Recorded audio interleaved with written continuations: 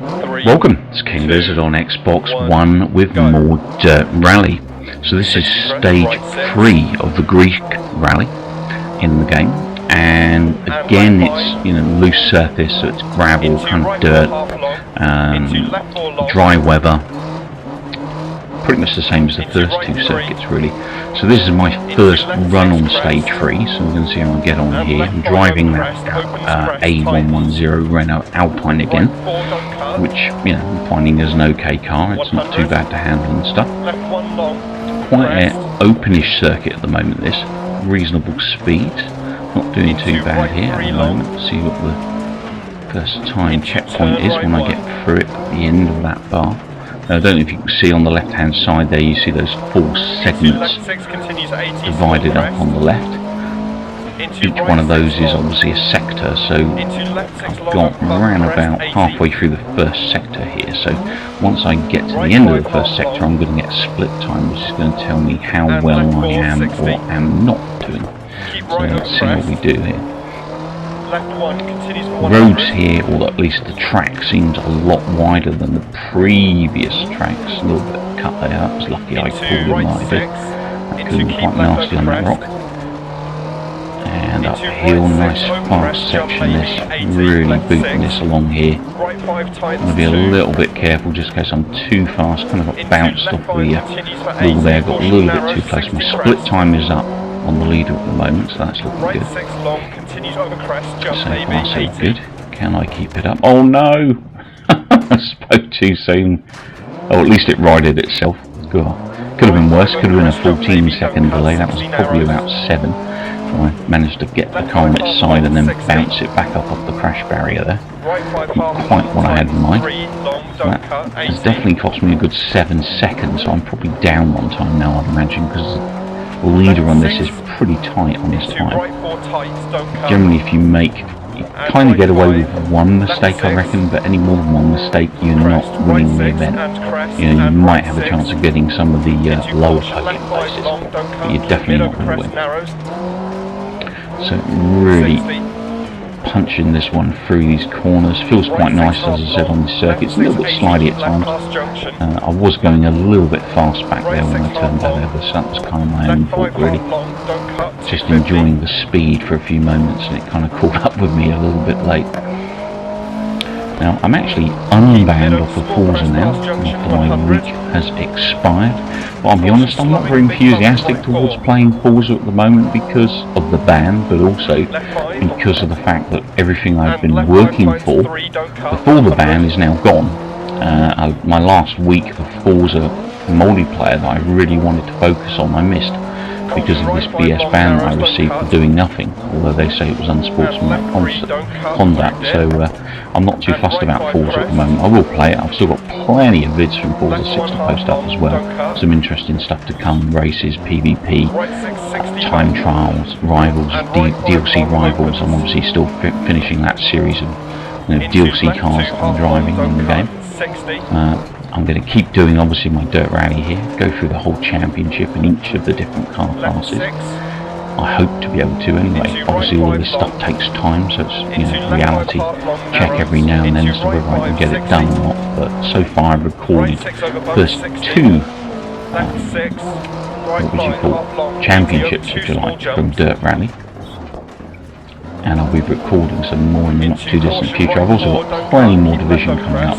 Got loads of revision recordings. I've just got to get time to turn them into something to put up on the channel and edit them out and stuff, which, as I said, all takes time. Quite a nasty old turn this one. Managed to get around that quite well and readjust. And obviously, if you're a regular watcher of the channel, it'd be great if you could leave me some comments and feedbacks. I know some of you guys are, and it's great. Really appreciate that and the enthusiasm for the channel. Oh, I'm way too quick.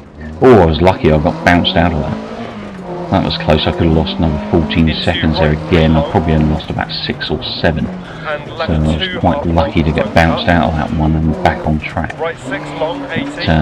But yeah, if you can leave comments, that'd be great. If you could leave a like or a dislike would be fantastic.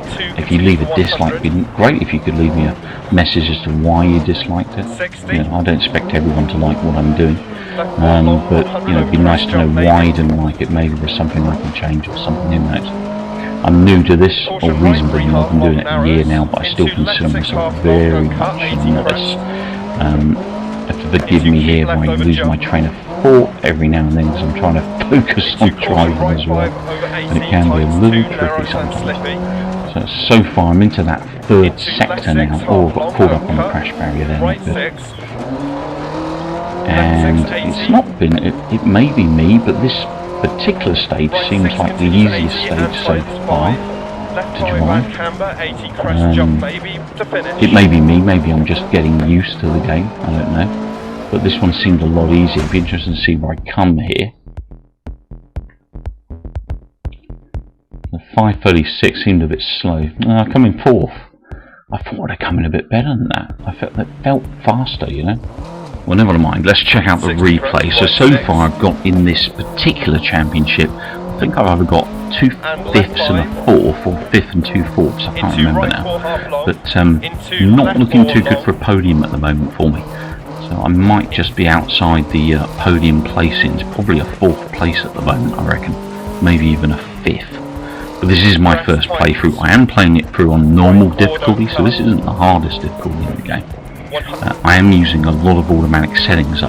I'm not doing anything particularly manually at the moment, because like I said, it's going to be a bit of a barrage on my senses for my poor old brain if I start trying to manual gear and negotiate all these corners and bumps and, you know, jumps and stuff. Just not going to work. It's going to be a recipe for disaster at the moment. But I will pursue manual gearing in the not too distant future and see how I get on with it once I've played the game a couple of times.